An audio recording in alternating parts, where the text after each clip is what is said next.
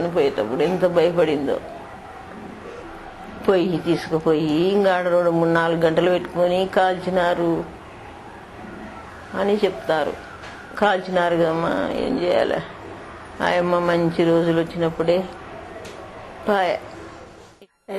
అసలు తెలియదు కదా ఎవరికి కూడా, ఫోటోలు కూడా ఎవరో చెప్పలేదు. పోనీ వెళ్ళి చూసుకుందాం అన్నట్టుగా వీళ్ళు ప్రయాణం అమ్మంటే వీళ్ళు వస్తే నాకు చెప్పలేదు, పిల్లని చెప్పలేదు. నేను తట్టుకోలేను అలాగని చెప్పలేదు. ఎవరో పోయారంట, 6 పోయారంట, అందులో చూసుకోవాలి అక్కడికి వెళ్ళగా చెప్పారు కానీ ఇక్కడ కూడా చెప్పలే నాకు, ఇక్కడ కూడా చెప్పలే. అప్పుడేమో వెళ్తే ఇంకా నేను దండాలు పెట్టుకుంటానే ఉన్నాను కదా, నా బిడ్డ కాదు అనుకుంటూనే వెళ్ళాను. అనుకుంటూ వెళ్తే ఆ జనంలో బాగా స్పష్టంగా అందరూ కూడా మాడిపోయారు కానీ పిల్ల బాగా మంచిగా నిద్రవుతున్నట్టే ఉంది, నిద్రవుతుంది. అక్కడ మాత్రం పోలీసులు చాలా ఇబ్బంది పెట్టారు, ఇవ్వలే. ఇంత జనం అందరూ కూడా కొట్లాడారు, బాగా కొట్లాడారు. ఇదిగో అదిగో అని పోటీ మాస్టర్ అయిపోయినా సరే ఇవ్వలే, చాలా ఇబ్బంది పెట్టి. అలాగైతే 4 చాలా పెద్ద పెద్దోళ్ళు వచ్చారు. వచ్చి చాలా వాళ్ళతోటి గొడవలు పడి, ఆ పోలీసులతో గొడవలు పడి ఈ మన్నాడు సాయంత్రం ఇచ్చారు. సాయంత్రం 4 గంటలకు ఇచ్చారు. చిట్టి పెట్టిందన్నారమ్మ, తీసుకొస్తా పీనుగని అని. నా పెద్ద కొడుకు, నా చిన్న కొడుకు, నా మరిది, నా మరిది కొడుకు, ఈ పటేలు వీళ్ళందరూ పోయి పీనుగని తీసుకొని వచ్చిండ్రు. వచ్చేటరికి 8 గంటల రాత్రి అయింది, 7 అయింది. 7 అయినాక ఏం చేసిండ్రంటే దానం చేయంటారు నన్న రాత్రి. అయ్యో నేను దానం చేయను అని బరుపు తెప్పించిన 300 పెట్టి బరుపు వేసుకున్నా, బెలపెట్టేసి బరుపు వేసుకున్నా, పొద్దుడికి దానం చేసుకుంటా అని. అంటే దానం చేయాలి ఈ రాత్రి అంటే, చెయ్య బాబు నా పెనుడు చచ్చిపోయిండు, నా చేతిలో పైసలు లేవు, ఇప్పుడు చెయ్యం మేము, పొద్దుడు చేసుకుంటాం అంటే ఆసన పట్టిపోయింది. ఆసన పట్టిపోతే ఏందా, మేము పొద్దుడు చేసుకుంటాం కదా, ఏం కాదు కదా. లేదమ్మ గత్తర మాకు తగిలితే మీకేం వస్తుంది, మాకే తలకి మేము నష్టం అయిపోదాం కదా, మీరు దూరం ఉంటారు కదా, మీకేం అవసరం అని అట్లా ఒప్పుకోలేదు. దానం చేయాలన్నారు పోలీసులు, దానం చేయాలన్నారు. చెయ్యం సారు, ఇప్పుడు ఏమి లేవు, పైసలు లేవు నా చేతిలో, చెయ్యం అర్కిస్ అయినా చెయ్యం. కొందరు అంటారు కదా నీ కొడుకేనా అంటారు. నా కొడుకు అయితే ఏ కొడుకైంది అవుతమ్మా, నా ఇల్లు అయితే చేరిండు కదా, నా కొడుకైనా దానం చేస్తా, ఏ కొడుకైనా దానం చేస్తా నా ఇల్లు చేరినప్పుడు. బాలన్న సాగు గురించి కూడా నేనే పోయినాడికి, ఎవరు రావద్దని ధైర్యంగా ఎవరు వెళ్ళలేదు దగ్గరికి. నేను కూడా ఒక తల్లిలాగానే ఆయన చనిపోయినప్పుడు భార్యను ఆయనను తీసుకొచ్చి అసలు కట్టు బట్టలు కూడా ఒంటి మీద లేకుంటే రిక్షాలు అక్కడ చెట్లు కొట్టి, అక్కడ ఇల్లు కూడా లేదు ఆయనకు. ఇల్లు లేకుంటే అయ్యో కొడుక ఇట్లా వచ్చిందాని కానీ దబదబ పోయి ఆ చెట్లు కొట్టించి టెంట్ తెప్పించాను. టెంట్లు ఇచ్చిన వాళ్ళని కూడా ఎవరు ఇవ్వద్దు అంటే అది దొంగతనంగా ఎర్రబట్ట కప్పొద్దు అన్నారు. ఎందుకు కప్పొద్దు అని అన్నా అంటే, కప్పొద్దు అంటే ఇక చనిపోయినాక మళ్ళీ వచ్చి అయితే మళ్ళీ పార్టీలో అయితే తుపాకు అందుకోడు కదా అయ్యా, ఎందుకు ఈ చిత్రం అంతా మీకు ఇంట్లో ఎందుకు చేస్తాను అంటే, సరే నువ్వు నీ ఇష్టం అమ్మ అంటే అప్పుడే ఎర్రబట్ట తీసుకొచ్చి 4 మీటర్లు భార్యకు భర్తకు కప్పిన. ఇక కట్టుకునే బట్టలేమో మా పిల్లలే తీసుకుపోయి ఆ పుట్లు జింపి అలా భార్యకు దొడిగిచ్చిన జాకెట్, సీరే. ఇక తర్వాత పోయేటప్పుడు కూడా ఇక దానం అన్నీ మేము చేసినాం. ఇక నాకు కూడా కొడుకు లేడు కదా, నా కొడుకు జైలునే ఉన్నాడు కదా, ఈయన కూడా పెద్ద కొడుకే అని అనుకొని ఇక ఆయన దానం కూడా నేనే చేసి వచ్చాను.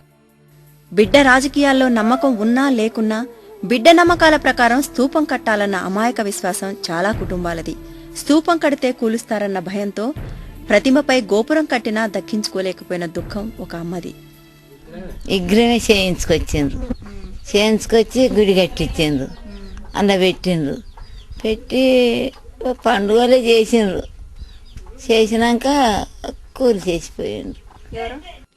మేము ఏదో మాకు కలిగినవి మా ఊర్లో ఇది మట్టమాడిసారు కాబట్టి ఈ అబ్బాయి అయిపోయినాడు, పేద తిథి, భూములు లేవు, అమ్మకాడు ఏం లేదు.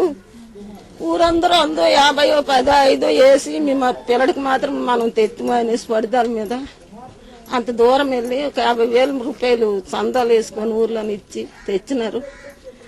మా ఊర్లో ఇక్కడే పండించినాము, ఆ కార్యాల కథలు చేసినాము. ఇక శతార్థము మా పిల్లడికి నేను తోపమని కట్టుకుంటాను, లేకపోతే శ్మశానంలో ఒక తులసినాన్ని కట్టుకుంటాను అనుకున్నాను. నా సొంత జాగా అక్కడ ఉంది, నా సొంత అర్థంతో నాకు తెలిసినటువంటి వాళ్ళు ఊర్లోని కూడా పేదోళ్ళు కట్టుకుంటారు అని తెలిసిన వాళ్ళు కూడా 15 ఇచ్చి తోపమూటి కట్టుకున్నాను మా సొంతర్ని. ధూపం కడుతుండగా కూడా అయ్యేదాకా రోజుకి 20 మంది వస్తే లేబర్ వాళ్ళు భయపడు ఏదాడ అమ్మాయిలు తట్ట ఇట్లా అందుకుంటానికి. ఆడ నేను నిలబడి మళ్ళీ నేనే పిల్లలు ఇచ్చి నిలబడితేనే నా ధూపం అయింది, కానీ లేకుంటే కట్టనివ్వలేదు. గడికి వచ్చి ఈ జాగ నీదా, ఈ ఇల్లు నీదా అని ఇట్లా అడగటం.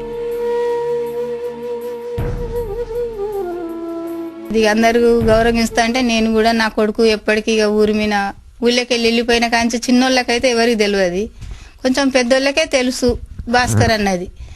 ఇక అప్పటి నుంచి అందరూ కట్టుకుంటుండ్రు కదా అన్న ఆప్యత విన ఇక మా కొడుకు కట్టిస్తానంటే వద్దనలేక నేనే మా బుద్ధిపూరితంగా ఇంట్లో రవుతుండే ఇక కట్టుకున్నాం. ఓ వారి పెద్ద తుఫాన్ కట్టించినాం, అది కూలగొట్టిండ్రు. ఇక మళ్ళీ 6 నెలలకు కొని మళ్ళా కట్టించినాం. మళ్ళా కట్టిస్తే మళ్ళీ ఒకటి మళ్ళీ పేల్చేసిండ్రు. పోలీసులు 2 మాటలు పోలీసులే 2 మాటలు పోలీసులే పేల్చేసిండ్రు. శుక్రవారం దినాలు అయినాయి, శనివారం నాడే పేల్చేసిండ్రు మొదలు. ఇక మళ్ళా ఊకొని మళ్ళీ 6 నెలలకు మళ్ళా కట్టించినాం. మళ్ళా కట్టిస్తే మళ్ళీ వచ్చారు, మళ్ళీ గులగొట్టి మళ్ళీ పేల్చేసిపోయిండ్రు. ఇక ఇప్పుడు రాళ్ళు ఒట్టిదే ఉన్నది కుప్పగూలి, దేశానికి ఒక్కటి అయింది. 87లో ఈ స్తూపాలను కూల్చేయడం ఇది చాలా చోట్ల అమలు చేశారు. నిజానికి కరీంనగర్ జిల్లా గూడూరులో అమలు చేశారు, ఇక్కడ అమలు చేశారు. కరీంనగర్ వరంగల్ జిల్లాలో చాలా చోట్ల పద్ధతి, వాళ్ళ స్తూపాలు కూలగొట్టే పద్ధతి ఎంత విచిత్రంగా అమలు చేశారంటే, ఈ స్తూప నిర్మాణానికి బండి కట్టి రాళ్ళు ఎవరు తెచ్చారో వాళ్ళతోనే బండి కట్టించి వాళ్ళతోనే రాళ్లు తీయించి బండిలో వేసుకోవడం, ఇసుక ఎవరు తెచ్చారో వాళ్ళతో ఇసుక తీయించడం, సున్నం ఎవరు తెచ్చారో వాళ్ళతో సున్నం తీయించడం, ఎవరు పనులు చేశారో వాళ్ళతోటే కూలగొట్టించడం, చివరికి ఆ ప్రాంతంలో ఉండేటువంటి స్త్రీలతోటి సానిపి జల్లించడం, మొత్తం స్థూలాన్ని తీసేసి సానిపి జల్లించి అక్కడ పోలీసు కాపలా పెట్టడం.